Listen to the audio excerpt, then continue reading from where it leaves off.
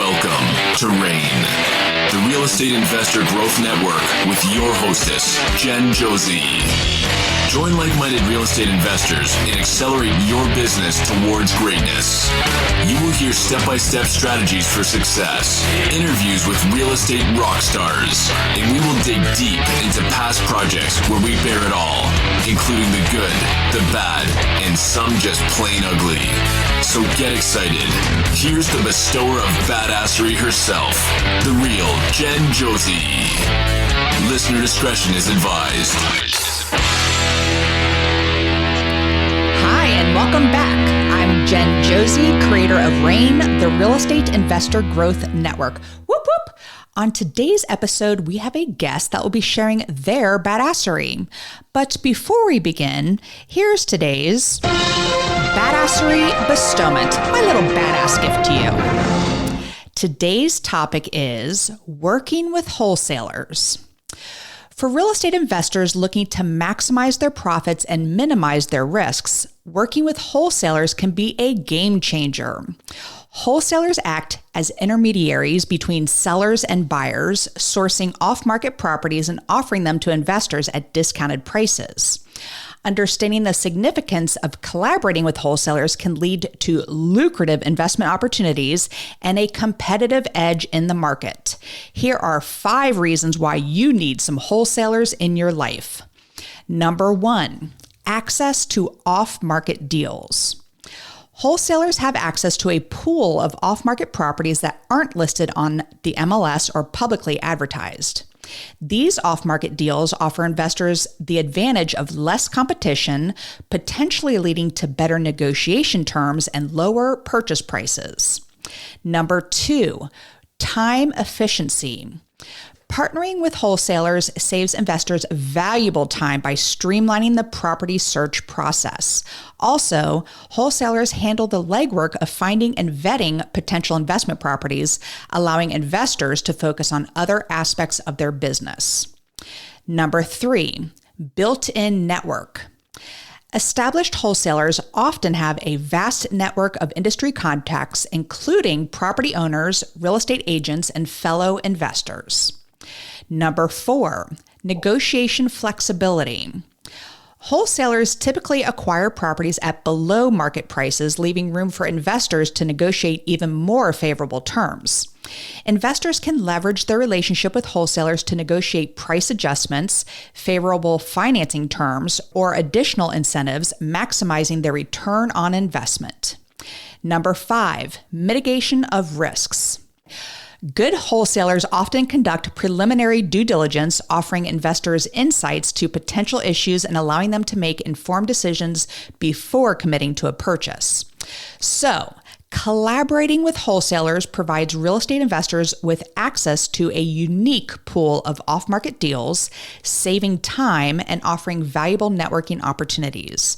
By leveraging the expertise of wholesalers, investors can negotiate favorable terms, mitigate risks, and ultimately enhance their profitability in the competitive real estate market.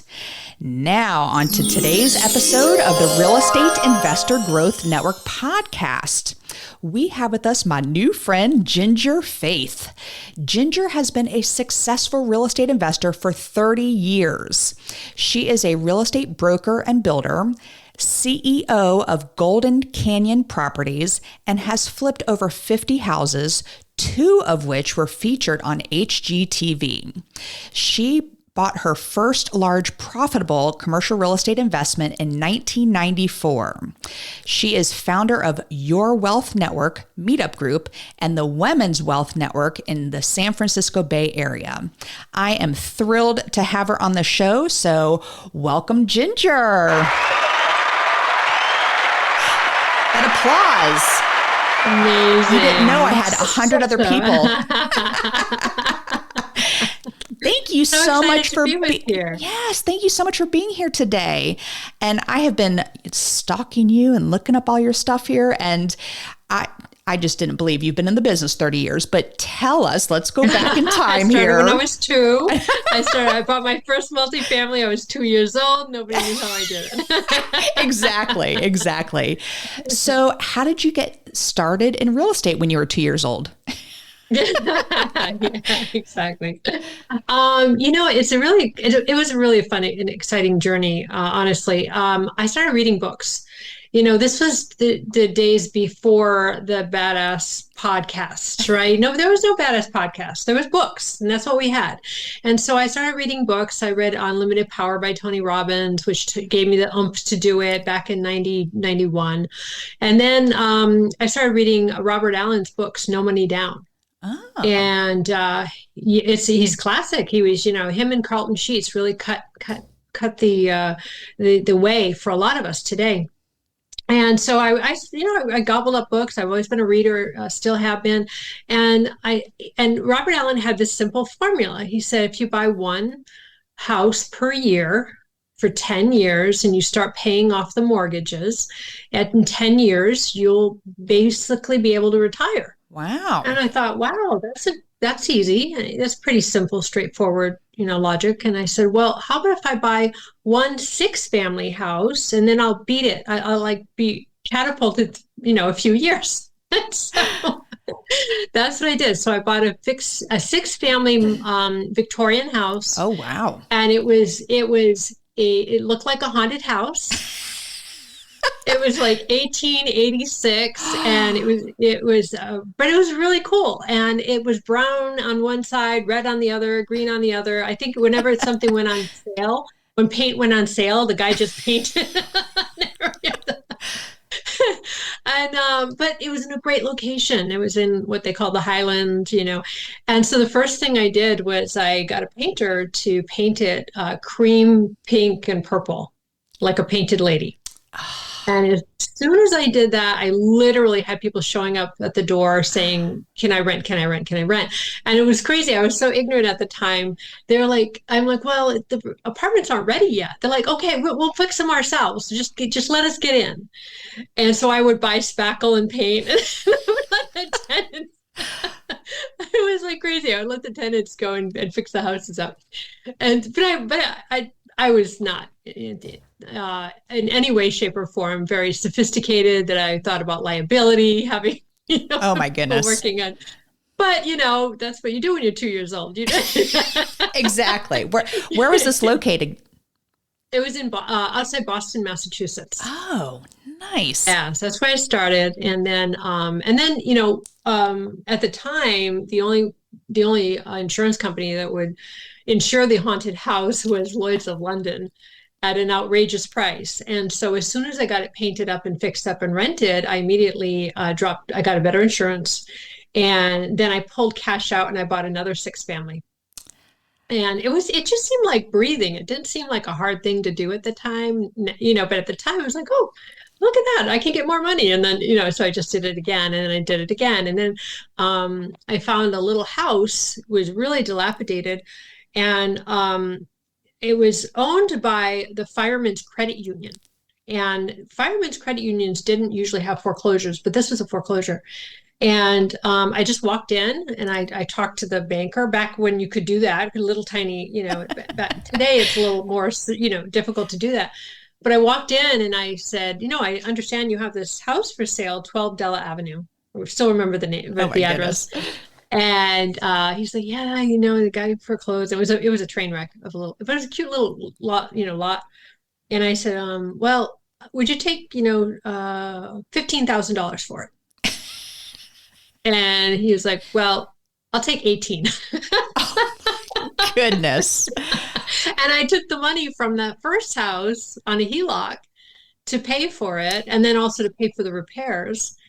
And then I ended up flipping it for $84,000. Wow. About 6 months later. So that's how I got started. It just, and I got these pictures. Somebody took pictures of me in that house when I was just mudding and spackling and sweeping and, doing all that stuff. And I was, I looked a little bit more than 2 years old, but not much. So, wow, what a cool that's story. How I got started. So of course, a question popped into my head. How are interest rates back then? Because people are freaking out over interest rates right now. Right. 15.5 plus 2 points.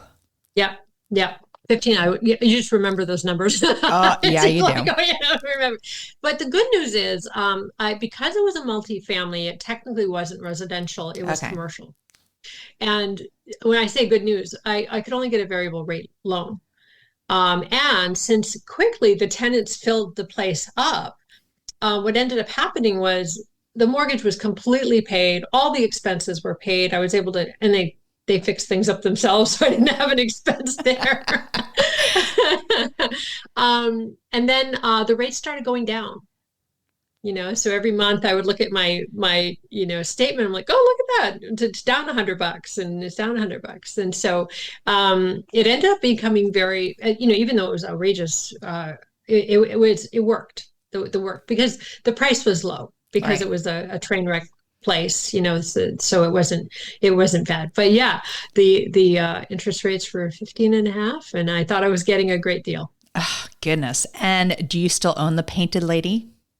I do not own the Painted Lady. I gave it to my now ex-husband. Okay. And even though he did not want to buy it, he said he thought for sure it was haunted and we shouldn't buy it. And it would be damning our souls for the rest of our lives if we bought it.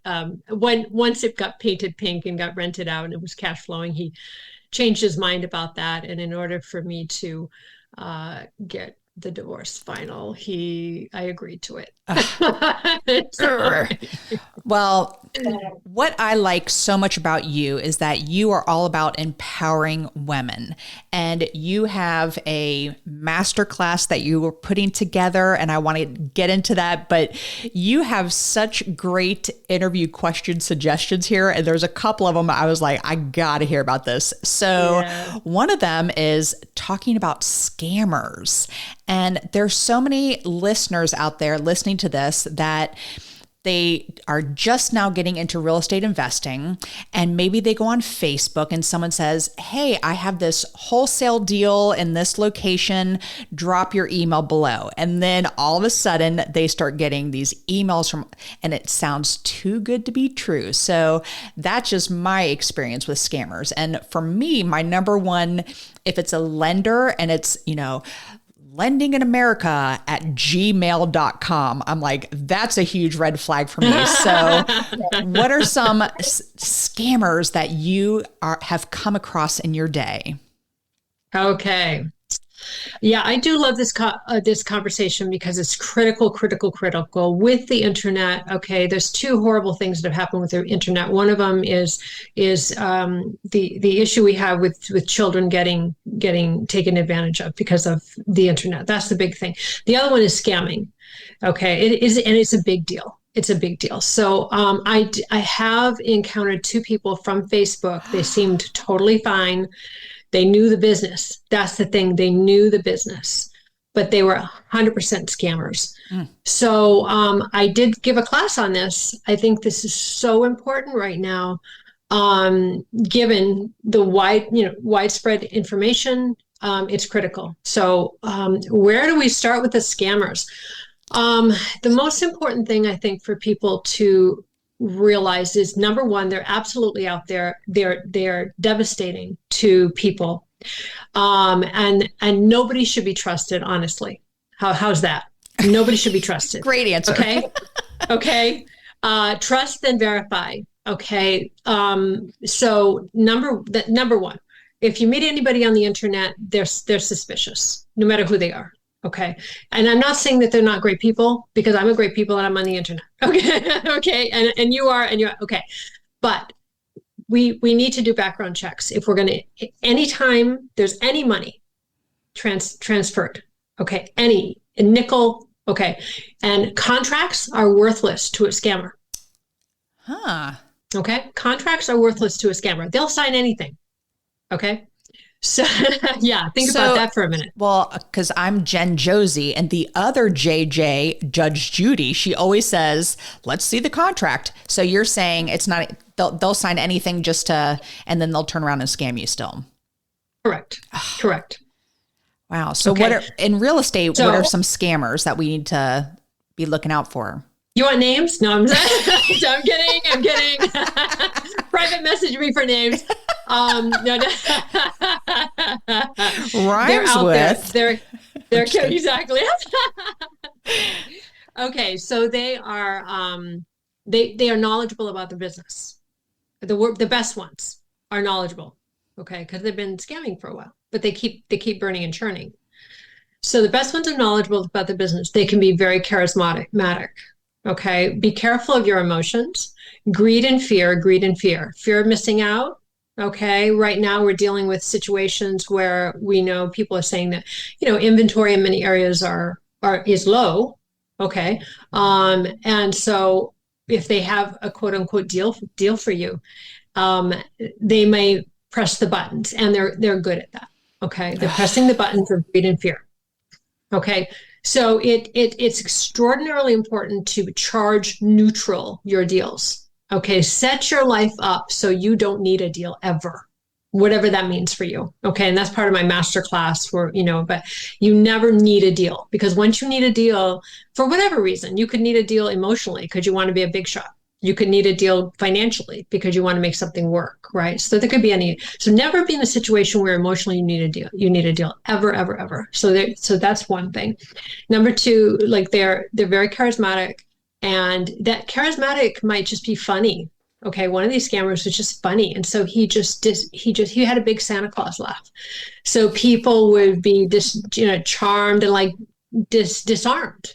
Okay, so they had knowledge, disarm with and they can be just professional at what they do. Beware of the LLCs. So background check. Let's talk about the background check, which you can do. Whitepages.com is actually very valuable. Really? Interesting. Okay. So they will, if you see any liens on somebody, it's suspicious. Okay. If you have any judgments on somebody, it's suspicious. What they will do oftentimes is they'll set up LLCs that are specific to a specific property. And then once that property is done, they will collapse the LLC and along with that, all of the debt.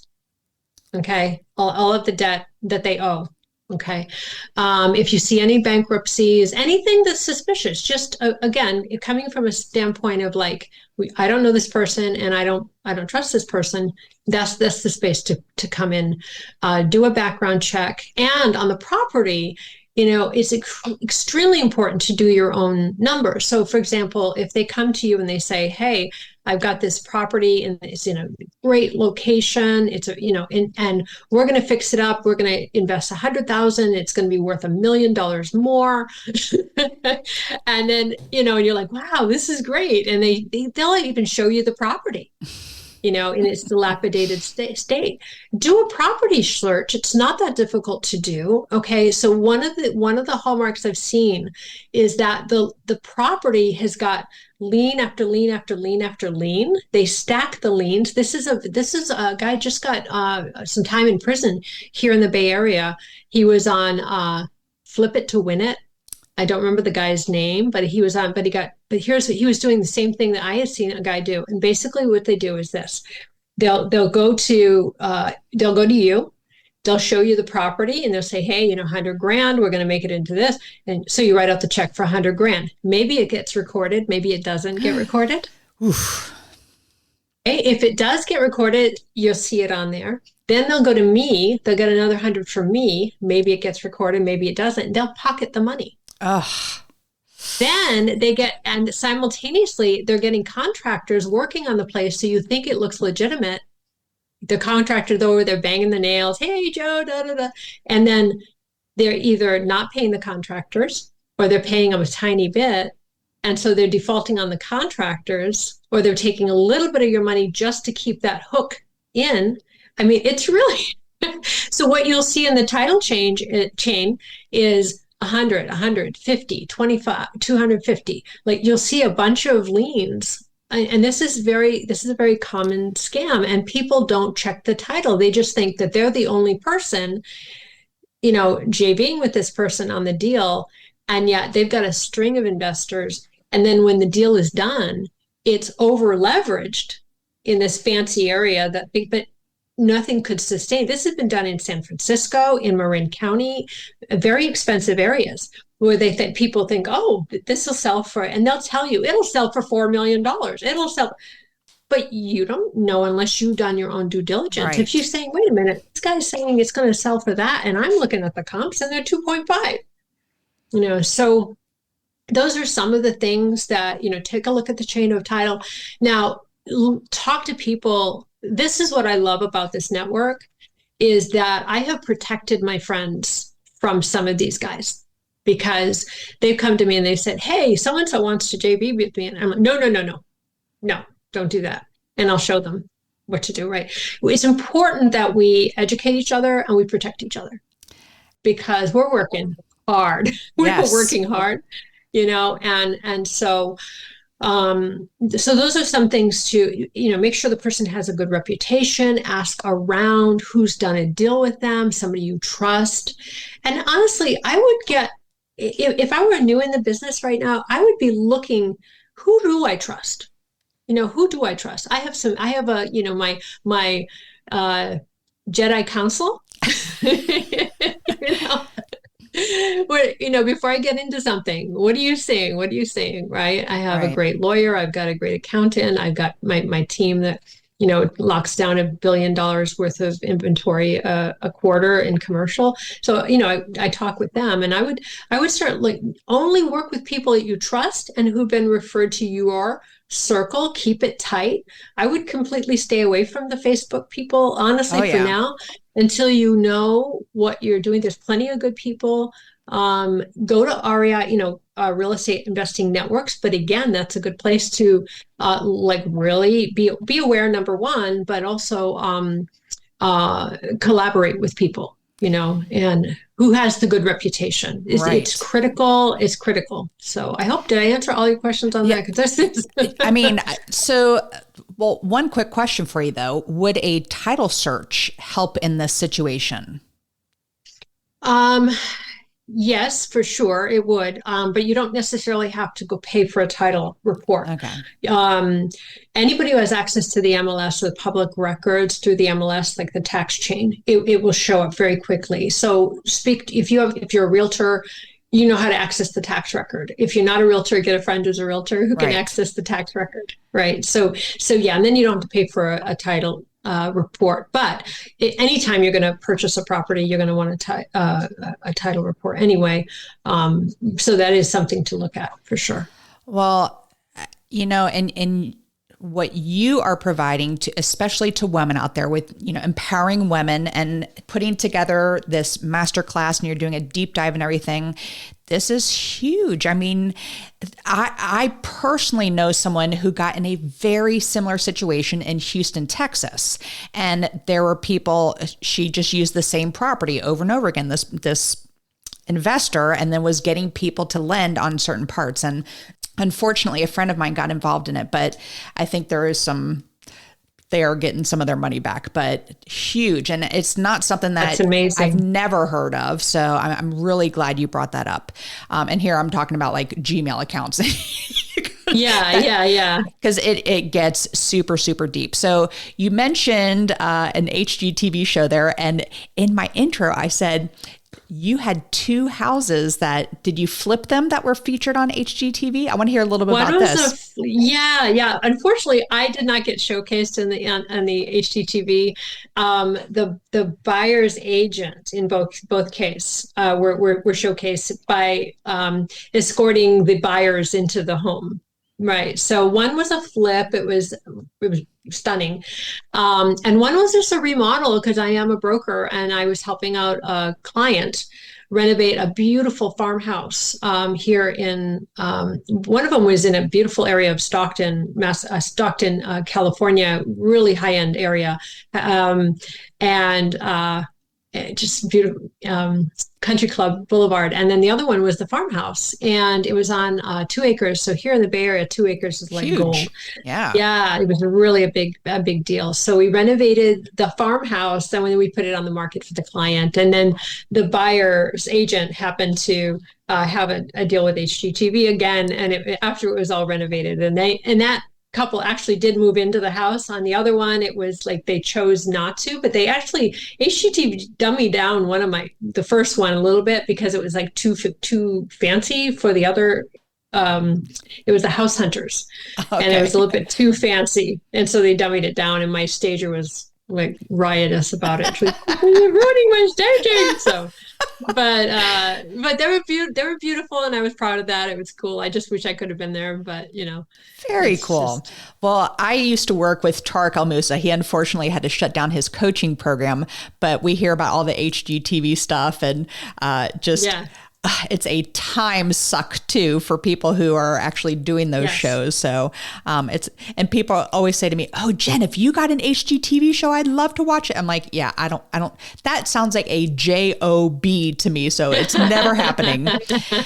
So speaking of jobs, we have regular income coming in. One of the topics that you have here is that you say why passive income is a myth. And what is better than passive income? So I am very curious to hear about this because I do short-term rentals. I know you are also a super host, and there's nothing passive about short-term rentals or long-term rentals, anything. So yes. Ginger, tell me what is better than this passive income?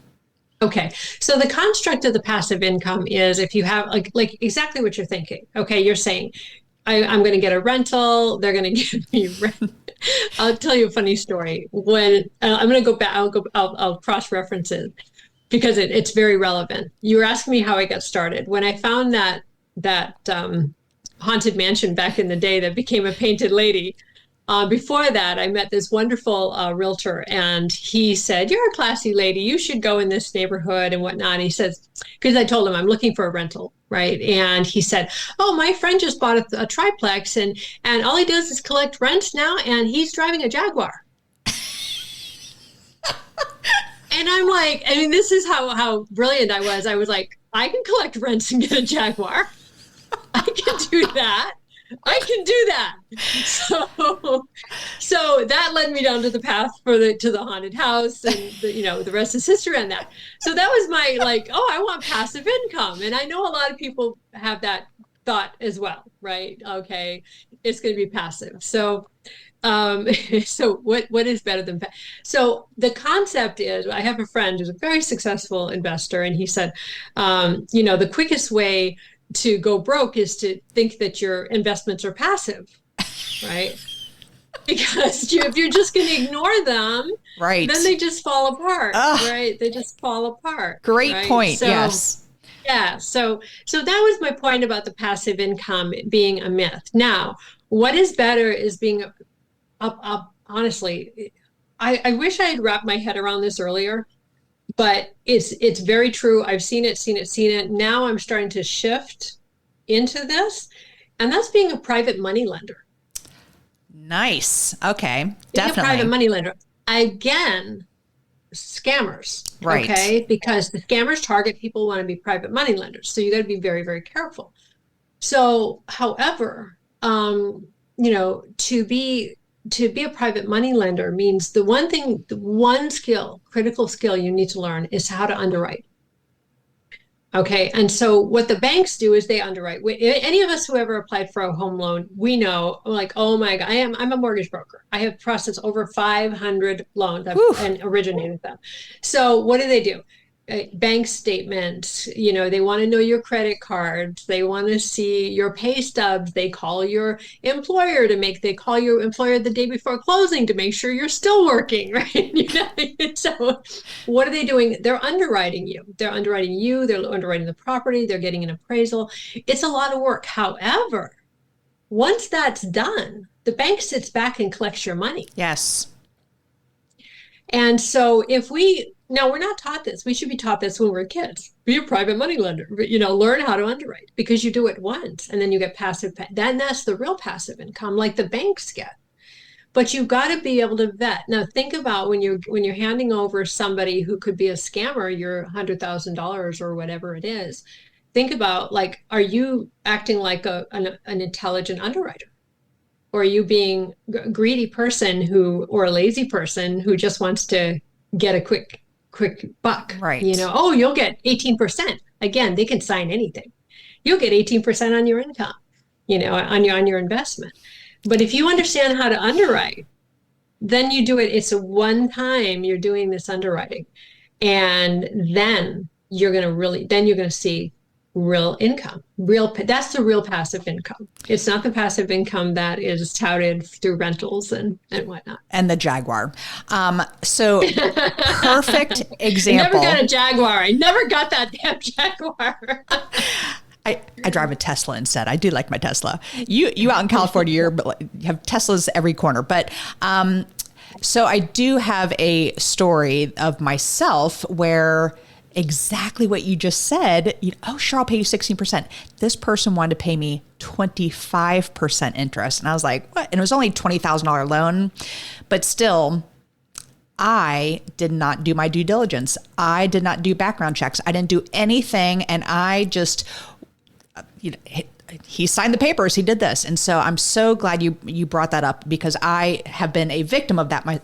I got most of my money back, but I didn't get any of the interest earned, et cetera. But still, like, huge point. And here I coach others, so I feel like I do have a pretty good, basis. But when you said that, oh, I'll pay you 16%, I'm like, ooh, that just brought up that past memory from that. So I'm glad that's behind me. But the main reason you are on the show today is because we are going to be talking about this masterclass and just building wealth. And so I had a big birthday last year, the big 50. And actually my birthday is Saturday. We're pre-recording this, but I'm turning 51. And one of the questions you have here is, how does a woman start after 40, I'm a few years after 40, retire affluent? So is this what you teach in your deep dive? Okay. Yes. So let's get into this. Talk to me, sister. Because I have since kind of shifted my whole retirement thoughts of I will have rentals and et cetera till the day I died, bringing in that money for me, and I will put the right people in place to manage them, et cetera. But what is your process on this? And you can do this. I've read somewhere it was as little as 3 years. Okay. Yes. So first of all, don't scrap your plan. It's a good plan. Okay. The Robert Allen plan, buy 10 houses, one a year. Okay. Nothing wrong with that plan. Okay. As long as the numbers work. Right. As long as the numbers work and then you have people in place, nothing wrong with that. But what I have learned, I will be quite candid with you. I was blown away by one of my very savvy girlfriends. I've been in the business and I've done very well, but it's been the 30-year plan, but it really wasn't a 30-year plan. It was just like, oh, I like doing this. And I made a lot of money when the market crashed. Not in the beginning, everything dried up immediately. And I had to retool and refigure out. And that's when I started flipping. And that was great. But one of my girlfriends, who had no prior experience in real estate and was coming to me for advice, in about 2 years, earned multiple 7-figure income coming to me for advice. And she went and she retired and she became a private money lender. Woo! Okay, with very strategic investments, excellent investments. She bought a farm. And that was her passion. She's got all these organic vegetables. And so she's now, in 2 years, she did this. And I was like, wait, what? It was like this was a few years ago. And then now she invited me into her group, which was the people who are in commercial. You don't have to do commercial in order to do this, but there is a mindset shift. The first thing you need to do is have a specific objective. And I know that because like she and I are like best friends and we're talking all the time. And she really wanted to retire in 2 years. When I really, really wanted to pay off my house and make millions of dollars when the market shifted in 2008, it did happen because I became hyper-focused on, I had just taken out a mortgage and just at the top of the market, moving here to California. And then it happened once I became hyper-focused. So my my system in the masterclass is going to be revolving around a couple of things, but very basic but broad things.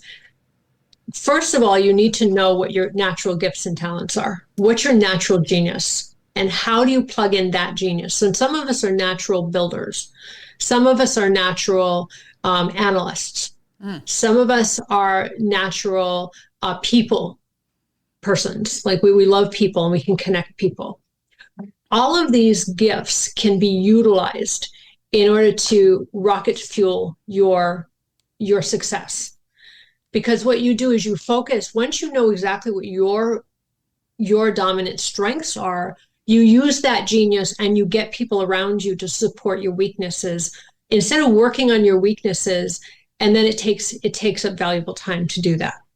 So that's number one. Now, number two, it's important to think bigger or faster. And so in order to compress time, you can't waste time. So that's hence, keep away from scammers, find out your natural gifts, and you're compressing time by thinking bigger. So my girlfriend, I'll be very straight up with you, she flipped a multi-unit apartment complex. Now, because I have experience in multi-unit apartment complex, she was coming to me all the time for different advice, and I was giving it to her freely because she was my girlfriend. And then she cashes out, and I'm like, wait, what happened there? I've been just doing my own thing, and, I got my rentals. I'm fine. I'm doing fine. But the compression really was remarkable because she really wanted to. And I did. So I was thinking, she was thinking bigger. And basically, you're using forced appreciation, which is classic. But you do have to know what you're doing, or you need to find people who can support you. Again, if you're a people person, you can do this because you will be able to pull in the best people as long as you make sure, again, that everybody, including your contractors. If you're an analyst person, that's great because you can see this big system. If you're a builder, that gives you a leg up in that dimension. You just get the people person and the analysts around you. So whatever your natural genius is, pair that with either thinking bigger or thinking faster. Now, in 2008, when the market shifted, many of us were during that time. If you're new and starting out, talk to people who've been through it, because it's really, really important that you get your head around this, because it could happen again. Yep. Maybe not in the same way, but there have been many recessions, and they do change the landscape. But I knew that basically I focused on flipping during the time where REOs and short sales were rampant. But I knew REOs and short sales were not going to last forever to that extent and volume. So I immediately got a team together, and we just started grabbing everything we could to process them, to flip them, to rent them, to get them as rentals, whatever we could. So it's speed or think speed or think big. That's how you compress time. So don't waste your time by scammers. Don't waste your time by doing something that you're not suitable for. So know your own gifts. And then compress time by speed and by thinking bigger. So that's it in a nutshell. And then my masterclass digs in deeper on that, so that you can start analyzing what your own gifts are. And again, keep away from the scammer. But if you do that, if you start thinking in that direction, it's really a matter of, shifting your thinking. Once that happens, you're going to see the money's going to start coming in. And it's going to come in much quicker and much larger, in larger volume than you ever imagined possible. I love all of what you just said. And I'm very curious, how is your masterclass structured? Is it on Zoom calls? Is it live events? How does that work? I'm structuring it right now. So I've got, right now what I've got is what will probably be about a 60-minute recorded presentation. I may give it live in the beginning to kind of get the flow. And then my intention is to create an 8-week segmented self-paced course, as well as phone call check-ins to people who have questions and they have challenges, they're stuck, or they want to move forward, and so that's my intention, is to have an 8-week course with all the nuts and bolts, everything I can possibly think of, to not only protect but grow that wealth in a compressed time, accelerated, but then have those Q&A calls where people can say, hey, I'm in this situation, I don't know what to do. What do we do? Got it. And an important question here is you talk about natural gifts. And I, as a coach students, and they don't even have a clue what their natural gifts are. So do you have any type of process of how you uncover their natural gifts? I love that question because it used to be so hard for me to do that. Like I couldn't, because we don't see ourselves. Our friends see us, we don't see ourselves, right? I have been really, really blessed because I took several personality tests. And then I started thinking, wow, it was amazing. I took the Strong's personality test, and Myers-Briggs was another one. Yep. I know Ray Dalio's got one. I haven't taken it yet, but he's a genius, and I would definitely recommend that. But I loved the Strong's, and I referenced that in my masterclass. And there's one more I want to look up, and I can't quote it off the top of my head, but what it was it integrated with the Strong's to tell you, okay, if you're good with this, these are some quote unquote jobs you might be, enjoy doing. No, I don't advocate having a job quota necessarily. That's not my thing. I've never had a job. I haven't had a job in a long time, like many, many, many years. But one of the things it said I'm good at, one of the things was art, decorating, broadcasting. And I thought, well, that's really interesting because like when I look at my orientation, I like to communicate. I love to teach. And then there were other things that I was like, well, art, decorating. I love, like when I create my Airbnbs, I love the decorating part. Yes. I tell my clients, I love the decorating part. I love it. And I joke with some of my business partners. I'm like, well, with my Airbnbs, I like collecting the money and decorating. Everything else I just have to do. So by taking those aptitude tests and then correlating, even though I will never have a job as a broadcaster, at that point I decided, maybe I'll start reaching out and communicating more instead of just doing my own thing. It kind of gave me a license to expand in this way. And it's really more of a passion project to talk and to help women, because my real job is, to work the real estate world. So. Well, we did the DISC test, and that's a very popular one. Yes. Yeah, that's a good one. I'm going to add that to my list. And then that's a very good one. Something index. Oh my goodness, I just had it on the top of my brain. Anyway. Then the Enneagram I've heard is really good too. Yeah, I nerd out over those things. So thank you for that answer. And how would the listeners find you? Because by the time this airs, we should be up and running with this masterclass. How do the listeners find you to become part of this? The easiest way would probably be to go to the Women's Wealth Network. So www.womenswealthnetwork.net. I'm all over social media like Facebook, Ginger Crystal Faith. So you can find me that way, and my contact information is there. That would be the easiest way to do Perfect. That. So listeners, check it out, because I love everything about empowering women. This is an industry where you have mostly agents that are women. And then on the investor side, the house flippers, the landlords, things like that is more male dominated. And it can get a little overwhelming. Not for me. I'm a former school teacher. So, if a man starts, mansplaining, I'm like, nobody, I'm over here. I know what I'm doing. Thank you very much. So, and there are people, I've walked out of rooms where some good old boys were just, because I'm in North Carolina. So I was like, I'm out. Peace out. So I just love all of that. And I think it's a great opportunity for even people that are new into this industry, things that you can switch that mindset and get them really focused for a profitable future. So Ginger, thank you so much for that. And that I want to move quickly over here to the second part of the podcast because we could talk all day. But the second part of the podcast is what makes Ginger a badass. And I use the acronym BADASS, and the first letter is B for book. And you talked about Robert Allen. I wrote that down because I'm gonna have to check that out. But what is a book that's made a huge difference in your life? There's been a lot of them. Unlimited Power was my kickoff book back in I think 91 or 92. Tony Robbins had basically made me think that I could do anything. Nice. And I needed to hear that at that time. He is good at that, isn't he? We all love some Tony Robbins. All right. The first A in badass is for advice. You've given us some great advice. What's the best piece of advice you've ever received? I love that question.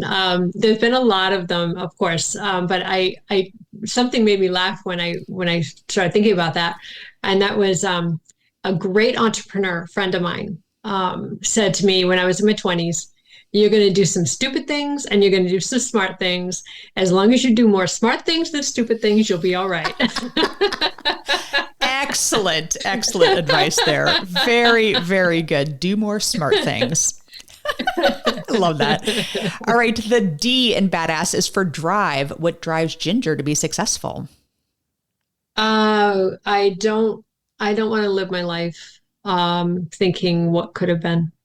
What was my potential? I love being on fire. The other thing I realized that in the past, I allowed a lot of drama in my life. And just because I was in a drama environment. And then once I started empowering myself and getting stronger and stronger and stronger, I create my own environment, and it is an on-fire environment. I don't have time for people's drama. And I love that. I love that powerful feeling of not having trauma. But drama doesn't find me because they look at me and they're like, "Whoa, back off." Because I'm stronger than anybody's strong drama. And drama is very powerful. It can suck people in. Yes. But the more passionate I get, the more focused and more my passion is stronger than anybody's drama, and my success is stronger than anybody's drama. And I love that. I love that feeling of being more empowered in my life. I just call it being a badass, which you are. So I think that's fantastic. All right. The second A in badass is for aspiration. I'm a big goal setter. So what is a goal you are currently working on? I am intending, goaling to purchase a neighborhood strip center by the end of the year. Nice. And do what? And I'm saying this out loud every time I get, say it out loud. So yeah, I want to buy one in need of, so if anybody knows of any, in need of repair, neighborhood strip centers, let me know. And yeah, that's my intention. Something in need of repair that I can renovate, maybe something that's under 80% occupied, that's in need of repair, that needs some love. And I can infuse some love and some new fresh tenants into it, and then turn around. So that's my goal for the end of the year. But keep it as a strip mall with shops and things. Yeah. Not converting it into anything. No conversion. I had a gentleman recently who buys up old Kmarts that have been deserted, and he turns them into storage units. He goes, where you used to buy your stuff, you're now driving to the same parking lot to store it. So yeah. Good idea. And as long as the demographics work, it's great. Absolutely. And so any specific areas that you're looking to purchase strip malls? I'm looking in California. Okay. Basically California, Arizona, Utah. That's, yeah. All right. Perfect. Yeah. All right. The first S in badass is for systems. I'm sure you have plenty of systems, but what systems do you have in place to help you achieve success? Just scheduling and time blocking. I've gotten really, really great. I love that. And what I think one system I love, and I is, so for example, I'll have a time block that I need to analyze some deals. I will put it in my calendar and I will attach the links to CoStar, Crexi. So the links are there, and my Excel spreadsheet is attached to the link to the time block in my calendar. So when I pull it up, it's there. And so my brain gets into ignite mode and it goes, right. So that's been a cool thing that I figured out how to do. I love that. Oh my goodness. I'm going to have to start doing that. That is an excellent, excellent nugget. All right, Ginger, it has been so fun speaking with you. And to wrap up this podcast, the final S in badass is for success. What does success mean to you? I loved what Earl Nightingale said. Success is the progressive realization of a worthy ideal or goal. And for me, it needs to be integrated into a holistic. So my health is 100% number one. If my health's not right, my brain's not right. so it's, it's an integration of my core values, but striving upward. I don't have just one worthy goal. Right. If I consider a successful day if I get to the gym, if I drink my mineral water, if I have my protein shakes, and if I get together with my friends and, not every day. I don't get together with my friends every day, but, on a weekly basis. So, yeah, and integration and worthy goals. And the health is such a huge aspect to it too. And you're exactly right. If you don't feel good, you're not thinking right, your business, everything suffers. And me getting up there in age, I have a horrible day if I don't get my workout and my meditation and take care of me first to start off the day. So, Ginger, I love everything that you are doing in life and giving it back, especially to women. And we do need to empower women in this industry. And check out her masterclass. It's going to be a deep dive into everything. It's going to make you a amazing business entrepreneur. And one more time, how should people find you? www.womenswealthnetwork.net. .net. Very good. Well, Ginger Crystal Faith. Ginger Crystal Faith. And thank you so much for being here today. This has been an absolute pleasure. Absolutely. Thank you. This has been so fun. Absolutely. And that is all. Thank you for listening. And we will catch you on the next episode. Now go out there and share your badassery. And don't forget, make it a great day. Take care. Bye-bye. Whoop, whoop. Thank you for listening to RAIN, the Real Estate Investor Growth Network. Be sure to subscribe on your favorite podcasting platform so you never miss an episode. If you need more badassery, you can follow Jen Josie by visiting therealjenjosie.com or become a member of RAIN by registering on rainmastermind.com.